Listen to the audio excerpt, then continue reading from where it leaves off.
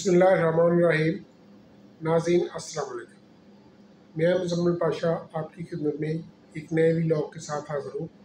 नाज़रीन, पाकिस्तान की तारीख़ में बहुत सी सियासी तहरीकें चली हैं। इन सियासी तहरीकों में हमारे सियासी रहनुमाओं ने अवाम को बहुत सारे सुहाने ख्वाब दिखाए और बहुत सारे लोगों को अपनी तरफ मुतवज्जो किया। बहुत सारे लोग इन पॉलिटिकल मूवमेंट्स का हिस्सा बने और उन्होंने अपनी ज़िंदगियां इनके लिए वक्फ कर दी। बहुत सारे लोग जेलों में गए, कोड़े खाए और हत्ता कि अपनी जानों की कुर्बानियां भी दी। बहुत सारे लोगों का रोज़गार, उनकी जवानियाँ, उनकी तालीम इन सियासी तहरीकों में खर्च हो गई और वक्फ हो गई। लेकिन इन सियासी तहरीकों से पाकिस्तान, हमारी अवाम या उन लोगों को क्या हासिल हुआ जिन्होंने इसमें हिस्सा लिया है? क्या इन सियासी तहरीकों ने अपने मकासद पूरे किए और उसके बाद इसके क्या नतीजे निकले? आज की वीडियो में हम इसी बात का जायज़ा लेंगे और देखेंगे आइंदा के लिए हमें अपना क्या लाहे-अमल अपनाना चाहिए। वीडियो में आगे बढ़ने से पहले मेरी आपसे गुजारिश है कि मेरे चैनल को सब्सक्राइब करें और वीडियो को लाइक करना ना भूलें। नाज़रीन, हम पाकिस्तान में सियासी तहरीकों का जायज़ा लें तो सबसे पहले हम तहरीक पाकिस्तान को देख लेते हैं। तहरीक पाकिस्तान के वक्त एक बहुत ज़्यादा हाइप क्रिएट की गई। मज़हब की बुनियाद पर लोगों को बहुत सारी उम्मीदें दिलाई गई और ये तसव्वुर पेश किया गया कि शायद पाकिस्तान के बनने के बाद वो आइडियल किस्म की इस्लामी फलाही रियासत बन जाएगी। तहरीक पाकिस्तान के दौरान पाकिस्तान का मतलब क्या, ला इलाहा इल्लल्लाह, जब मुस्लिम है तो मुस्लिम लीग में आ, इस तरह के नारे लगाए गए। और इसी तरह दूसरी तरफ से जो पाकिस्तान के मुखालफिन थे उन्होंने भारत माता के टुकड़े नहीं होने देंगे और इस तरह के नारे लगाए गए। यानी कि इस चीज़ को एक मजहबी मुद्दा बना लिया गया, जिसका नतीजा ये निकला कि तकसीम पाकिस्तान के वक्त बहुत ज़्यादा कत्लो गारत हुई। तकरीबन 10 लाख के करीब लोगों ने अपनी जानों का नजराना पेश किया और इससे भी कहीं ज़्यादा लोग हिजरत की वजह से दोनों तरफ घर से बेघर हो गए। लेकिन इसके बावजूद जिस चीज़ का वादा किया था या जिस चीज़ को लेकर हम चले थे वो चीज़ आज तक हमें हासिल नहीं हुई। तहरीक पाकिस्तान के दौरान बहुत सारे लोगों ने इस्लामी निज़ाम की उम्मीद में इस तहरीक की हमायत की।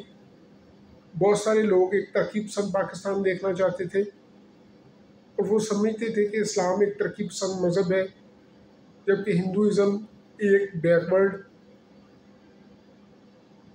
और एग्रेसिव रिलीजन है। इसलिए उन्होंने पाकिस्तान के साथ आना मुनासिब समझा और बहुत सारे लोग कम्युनिज़म या सोशलिस्ट नज़रियात की वजह से उन्होंने पाकिस्तान की हमायत की। वो समझते थे कि शायद पाकिस्तान में हम अपने नज़रियात को अप्लाई कर सकेंगे। इसीलिए कम्युनिस्ट पार्टी ऑफ इंडिया ने उस वक्त पाकिस्तान की हमायत की थी। लेकिन इनमें से किसी की भी उम्मीदें पूरी नहीं हुई। उसकी वजह ये थी कि हमारी ग्राउंड रियलिटीज़ उन वादों और दावों से बिल्कुल मुख्तलिफ थी जो उस वक्त किए गए। ये ठीक है कि पाकिस्तान बनना ज़रूरी था और पाकिस्तान की बनने की वजह ये थी कि हिंदुस्तान में बसने वाले मुसलमान अपनी तहजीब का तहफ़्फ़ुज़ चाहते थे, सिर्फ इसलिए पाकिस्तान बना। पाकिस्तान का बनना एक सेकंड ऑप्शन था। इससे पहले मुसलमानों की क़यादत ने, मुसलमानों की जो उस वक्त की लीडरशिप थी, उन्होंने भरपूर कोशिश की कि उन्हें मुत्तहिदा हिंदुस्तान के अंदर एक कोई बाइज्जत मकाम मिल जाए और मुसलमानों के हकूक़ का तहफ़्फ़ुज़ हो सके। लेकिन जब कांग्रेस और दीगर हिंदू लीडरशिप ने मुसलमानों के मुतालबात मानने से इनकार कर दिया, उसके बाद फिर मुसलमानों ने एक अलहदा वतन का मुतालबा किया। ये पाकिस्तान की हकीकत थी। लेकिन क़याम पाकिस्तान के वक्त इतना ज़्यादा हाइप क्रिएट किया गया, लोगों को इतनी ज़्यादा उम्मीदें दिलाई गई, जो कि उसके बाद पूरी होना बहुत मुश्किल। क़याम पाकिस्तान के बाद जो पहली बड़ी सियासी तहरीक है वो 1967 में अयूब खान की आमरीत के ख़िलाफ़ चलाई गई, जिसकी क़यादत मगरबी पाकिस्तान में जुल्फ़िकार अली भुट्टो तो मशरक़ी पाकिस्तान में शेख मुजीबुर रहमान ने की। इस तहरीक के नतीजे में अयूब खान की हुकूमत तो ख़त्म हो गई, लेकिन इसके साथ ही मशरक़ी पाकिस्तान और मगरबी पाकिस्तान के दरमियान जो डिफरेंसेस थे या तज़ादात थे वो पूरी तरह एक्सपोज हो गए। और इसके नतीजे में 1971 में मशरक़ी पाकिस्तान मगरबी पाकिस्तान से अलहदा हो गया और मशरक़ी पाकिस्तान एक नया मुल्क बांग्लादेश बन गया। मौजूदा पाकिस्तान के अंदर मशरक़ी पाकिस्तान के अलहदा होने के बाद पीपल्स पार्टी की हुकूमत बनी और तारीख़ में पहली दफ़ा रुपए की बड़ी डिवेल्यूशन हुई, जिसके नतीजे में महंगाई और बेरोज़गारी में इजाफ़ा हुआ। इसके साथ साथ पीपल्स पार्टी का दौरे हुकूमत एक सिविलियन मार्शल या सिविलियन आमियत या डिक्टेटरशिप कहलाता है। उसके दौरान भी अपोजिशन और दीगर लोगों के साथ वैसा ही सलूक किया गया जिस तरह के अयूब खान की आमरीत के दौरान किया जाता था। ये भी एक किस्म की आमरीत ही थी। इसके साथ साथ अयूब खान के दौर में जो सनती तरक्की हुई थी वो भी पीपल्स पार्टी के दौरे हुकूमत के दौरान नेशनलाइजेशन की वजह से उसका बहुत सारा जो फ़ायदा था वो नुकसान में बदल गया और पाकिस्तान बहुत पीछे चला गया। पीपल्स पार्टी के दौरे हुकूमत में ही 1974 में कादियानियों के ख़िलाफ़ तहरीक चलाई गई, जो कि पाकिस्तान की मजहबी जमातों ने चलाई थी, जिसमें यह मुतालबा किया गया कि कादियानियों को नॉन मुस्लिम करार दिया जाए। चनांचे हुकूमत पाकिस्तान और नेशनल असम्बली ने कादियानी को गैर मुस्लिम डिक्लेयर कर दिया, लेकिन इसके नतीजे में पाकिस्तान में मजहबी इंतहा पसंदी और फ़िरका वारियत में इजाफ़ा हुआ। इसके बाद ये हुआ कि 80 की दहाई में बहुत सारे लोगों ने अहले तशय्युअ को गैर मुस्लिम करार देने का मुतालबा करना शुरू कर दिया, जिसके नतीजे में मजहबी मुनाफरत और फ़िरका वारियत में बहुत ज़्यादा इजाफ़ा हुआ। और फिर आने वाले 20 से 30 सालों तक इस फ़िरका वारियत के नतीजे में हज़ारों लोग अपनी जानों से गए।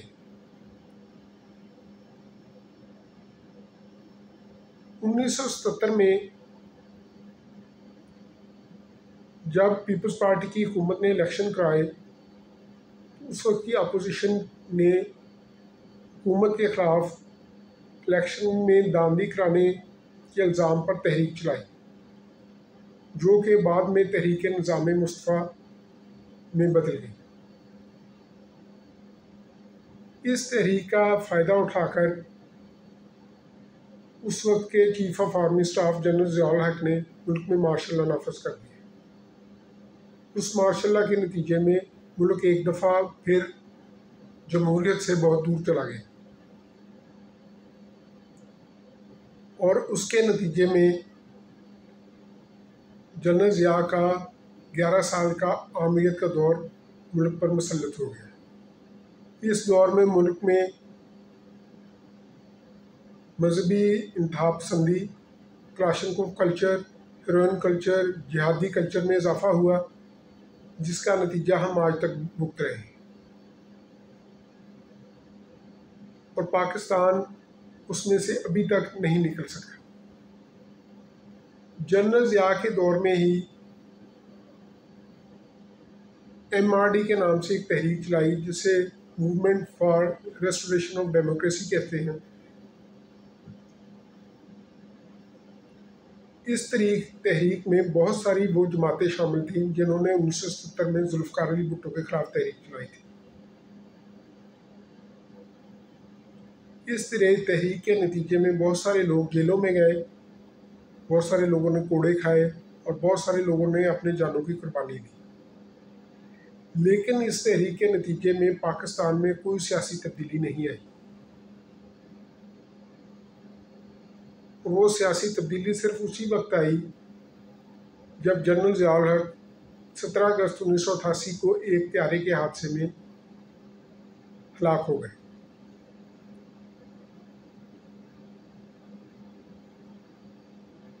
इसके बाद 1988 से लेकर 1999 तक पाकिस्तान में बारी बारी दो जमातें हुकूमत करती रहीं। ये पूरा दौर भी पॉलिटिकल इंस्टेबिलिटी का दौर है।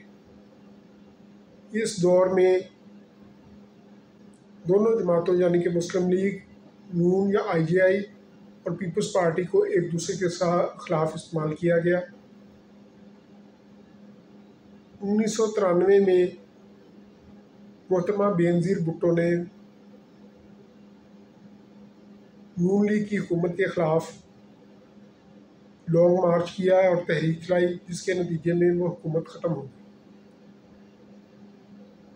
उस वक्त नून लीग की हुकूमत पाकिस्तान में बहुत सारी माशी इस्लाहात कर रही थी और पाकिस्तान तरक्की की तरफ बढ़ रहा था। लेकिन उस लॉन्ग मार्च या तहरीक के नतीजे में मुस्लिम लीग नून की हुकूमत ख़त्म हो गई और वो तरक्की का अमल रुक गया। उसके बाद जब मुस्लिम लीग नून की हुकूमत दोबारा आई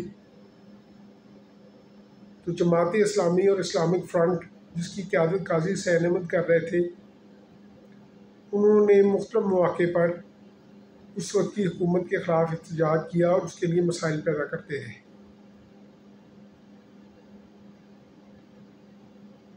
जिसके नतीजे में वो हुकूमत भी स्टेबल ना हो सकी।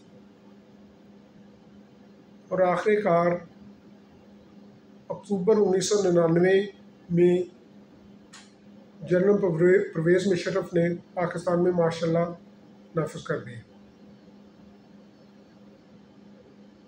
जनरल परवेज़ मुशर्रफ का दौरे हुकूमत 1999 से लेकर 2008 तक रहा।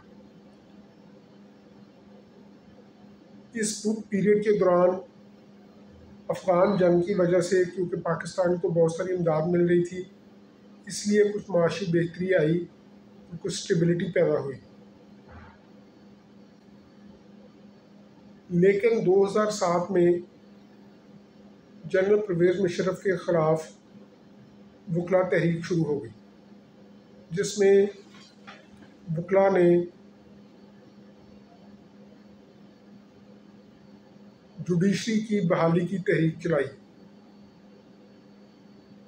जनरल परवेज़ मुशर्रफ ने उस वक्त के चीफ जस्टिस जनाब इफ्तिखार चौधरी को अपने ओहदे से बरतरफ कर दिया था, जिसके ख़िलाफ़ वकला ने तहरीक चलाई और इफ्तिखार चौधरी की बहाली का मुतालबा किया।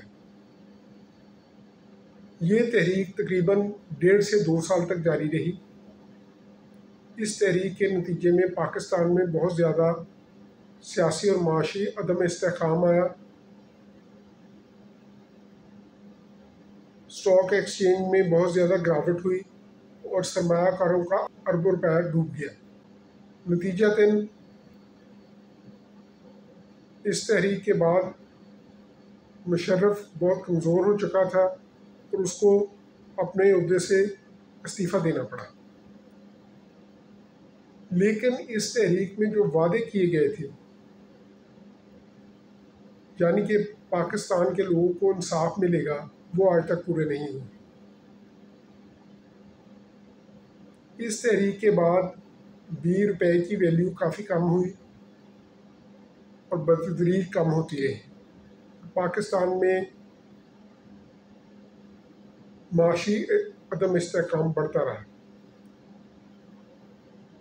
2008 के बाद जब पीपल्स पार्टी और फिर 2013 में नून लीग की हुकूमत कायम हुई, तो इसके नतीजे में पाकिस्तान में कुछ पॉलिटिकल स्टेबिलिटी आई और माशी हालात बेहतर हुए। लेकिन फिर पीटीआई ने तब्दीली के नाम पर एक तहरीक शुरू की जिसका मकसद सियासतदानों की करप्शन को ख़त्म करना था। इसके नतीजे में 2014 का धरना दिया गया और फिर पनामा लीक्स के हवाले से उस वक्त की हुकूमत के ख़िलाफ़ मुकदमात कायम करके उस वक्त के वज़ीर आज़म मियां नवाज शरीफ को नाअहल करार दे दिया गया। इस तहरीक के नतीजे में भी पाकिस्तान में पॉलिटिकल इंस्टेबिलिटी, पोलराइजेशन और माशी बदहाली में इजाफा हुआ। पाकिस्तानी की रुपए की वैल्यू बतदरीज कम होती गई, महंगाई में इजाफा हुआ और सरमायाकारी में कमी हुई। इन तमाम पॉलिटिकल मूवमेंट से हमें सबक ये हासिल होता है कि हर पॉलिटिकल मूवमेंट के बाद पाकिस्तान पे सियासी और माशी तौर पर पहले से ज़्यादा कमज़ोर हुआ। लोगों को इनकलाब और सुनहरी मुस्तकबिल के ख्वाब दिखाए जाते हैं, बाहर के मुल्कों की मिसालें दी जाती हैं और लोग अपने बोलपन या मसूमियत में सियासी रहनुमाओं के पीछे लग जाते हैं और उसमें बहुत सारे बेगुनाहों की ज़िंदगियाँ या मासूम लोगों की ज़िंदगियाँ खर्च हो जाती हैं। मैंने जैसे अर्ज़ किया कि तहरीक पाकिस्तान की जो मकासद थे या जो ख्वाब उस वक्त दिखाए गए थे वो आज तक हासिल नहीं हुए। फिर 1967 में जो अयूब खान के ख़िलाफ़ तहरीक चली, उसके बाद भी पाकिस्तान के दो टुकड़े हो गए। उसके बाद 1970 में जब जुल्फ़िकार अली भुट्टो के ख़िलाफ़ तहरीक चली तो ज़िया का मार्शल लॉ आ गया और 2007-8 में जब जुडिशरी की मूवमेंट चलाई गई उसके नतीजे में भी ना तो पाकिस्तान के लोगों को कोई इंसाफ मिला, ना पाकिस्तान में जुडिशरी का निज़ाम बेहतर हुआ, ना लोअर कोर्ट्स का निज़ाम बेहतर हुआ और ना ही सस्ता इंसाफ मिला, बल्कि चंद लोगों की सेल्फ प्रोजेक्शन हुई और उनको अपने आप को मीडिया में प्रोजेक्ट करने का मौका मिल गया। इसी तरह रिसेंटली जो पिछले 10 साल में तब्दीली के नाम पर जो तहरीक चलाई गई थी उससे भी पाकिस्तान में अनारकी और इंस्टेबिलिटी में इजाफा हुआ। यहाँ पर ये बात काबिल ज़िक्र है कि पिछले 20 साल में हमारे हमसाया मुल्क इंडिया में सिर्फ 2 वज़ीर-ए-आज़म चेंज हुए, जबकि पाकिस्तान में 13 वज़ीर-ए-आज़म चेंज हो चुके हैं। जहाँ पर इतनी ज़्यादा पॉलिटिकल इंस्टेबिलिटी होगी तो वहाँ पर किस तरह सरमायाकारी हो सकती है या इकोनॉमिक स्टेबिलिटी आ सकती है। आप पाकिस्तान के पहले 10 साल निकाल के देख लें और पिछले 10 साल निकाल के देख लें, आपको तकरीबन एक जैसा म्यूज़िकल चेयर का मंजर नज़र आएगा। दुख की बात यह है कि हमने तारीख से कोई सबक हासिल नहीं किया। तो मेरी अपने अवाम और ख़ास तौर पर नौजवान नस्ल से गुजारिश है कि वो किसी के झांसे में ना आए और खोखले नारों और पुरफ़रेब वादों के चुंगल में ना फंसे, बल्कि अपना टाइम अपनी ज़िंदगी को बेहतर बनाने में लगाएं, अपने बच्चों को तालीम दें, अपने आप को एजुकेट करें, अपने कैरियर पर तवज्जो दें। तब्दीली हमेशा आवाम से आती है। जब आवाम की सोच तब्दील होती है तो तभी तब्दीली आती है। जहाँ भी दुनिया में इनकलाब आए हैं, पहले आवाम की सोच तब्दील हुई, फिर तब्दीली आती है। ये जो नज़रिया है कि तब्दीली ऊपर से आती है, बिल्कुल गलत है। जो रियासत मदीना बनाई गई थी, उसके पीछे एक बहुत ज़्यादा बड़ी जद्दोजहद और कुर्बानियाँ थी। रियासत मदीना बनाने के लिए पेट पर पत्थर बांधने पड़ते हैं। उसके रास्ते में वादी ताइफ आती है, उसके रास्ते में शेब अबी तालिब की घाटी आती है। ये सब कुछ करके फिर रियासत मदीना बनती है। तो हमें इस तरह के खोखले नारों पर चलने की बजाय लॉन्ग टर्म पॉलिसी बनानी चाहिए और शॉर्टकट की तलाश में नहीं रहना चाहिए। पाकिस्तान को रेवोल्यूशन की नहीं बल्कि एवोल्यूशन की ज़रूरत है। पाकिस्तानी माशरे में तदरीजी अमल से ग्रेजुअली तब्दीली आई। ये जो एक दिन में या यकदम जो तब्दीली आती है वो लॉन्ग टर्म नहीं होती और वो जल्दी ही ख़त्म हो जाती है। तो मेरी आप सब से एक दफ़ा फिर गुजारिश है कि ये जो लोग तब्दीली, नया पाकिस्तान, वोट को इज्जत दो या कोई भी वो किसी भी पार्टी से हो तल्लुक़ रख या किसी भी मकतबा फ़िक्र से हो, उसके पीछे चलने की बजाय चीज़ों को हकीकत पसंदाना तरीके से समझें और उनको अच्छी तरह देख के समझ के फिर उसका तज्ज़िया करें और फिर उस पर अमल करें। इसी से पाकिस्तान में तब्दीली आएगी और हमारा मुल्क तरक्की करेगा। आपका बहुत बहुत शुक्रिया। खुदा हाफिज़।